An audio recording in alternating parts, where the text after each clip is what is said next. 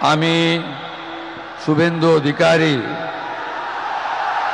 ঈশ্বরের নামে শপথ করিতেছি যে বিধি দ্বারা স্থাপিত ভারতের সংবিধানের প্রতি আমি অকৃত্রিম নিষ্ঠা ও আনুগত্য পোষণ করিব।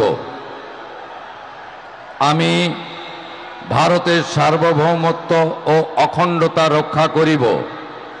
পশ্চিমবঙ্গ রাজ্যের মুখ্যমন্ত্রী রূপে আমার কর্তব্যসমূহ নিষ্ঠাপূর্বক এবং বিবেকসম্মতভাবে নির্বাহ করিব এবং ভয় বা পক্ষপাত, প্রীতি বা বিদ্বেষ রহিত হইয়া সকল শ্রেণীর জনগণের প্রতি সংবিধান ও বিধি অনুসারে ন্যায় আচরণ করিব।